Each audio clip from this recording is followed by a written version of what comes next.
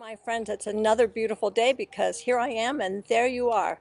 So last night at the dog park, which is where I have most of my heavy philosophical discussions, a friend of mine and I got to talking about teaching and teachers, and we were talking about how difficult it is right now for so many teachers who are some doing live, some doing video, a mishmash of both things. And he said that in his whole life he can only remember having two really good great teachers.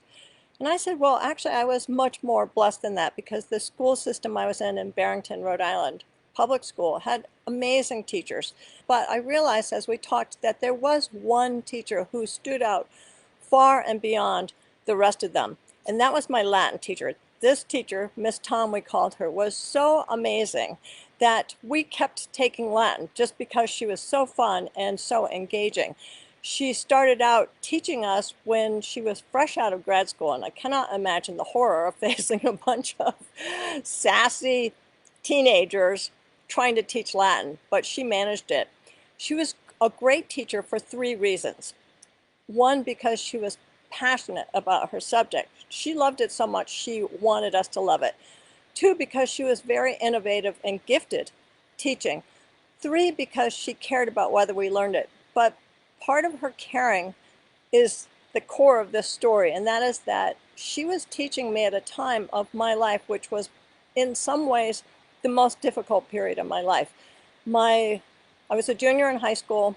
My mother was schizophrenic and manic depressive, and normally she had just an episode and then she'd kind of get through it. But that year she started an episode and did not get through it, so she was really off her rocker my entire junior year. Now, she was the most loving person you would ever want to meet on the planet, but the wires were not connecting, so there was no food at home. I weighed 20 pounds to 25 pounds less than I do right now, same height, for instance. In those days, you didn't talk about what was going on in your household, right? There weren't a bunch of social workers, and a teacher wasn't about to sit down and say, Marcy, you're looking really skinny and really stressed. What's going on? But she could tell. She noticed because she cared about each one of us. And so she would write little funny things on my tests or my translations, or she'd draw pictures like a picture of a duck quacking in Latin.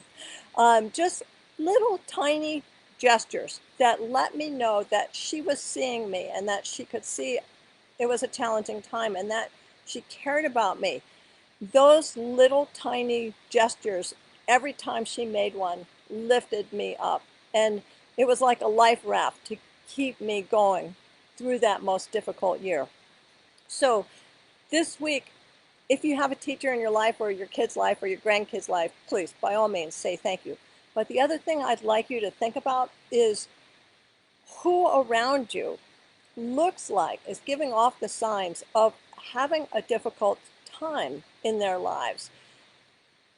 If you notice this, just make a small gesture. Say a friendly hello, or your lipstick looks great today, or great service, thank you so much. Any tiny little gesture can be a lifeline when you're going through a period that's a constant struggle, because it makes you feel heard. It makes you feel seen. It makes you feel like you are somebody worth looking at and noticing.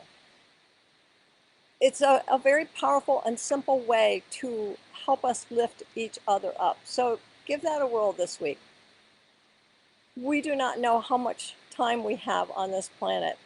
So I invite you to, all through today, live it, love it, and learn from it. I'll talk to you tomorrow.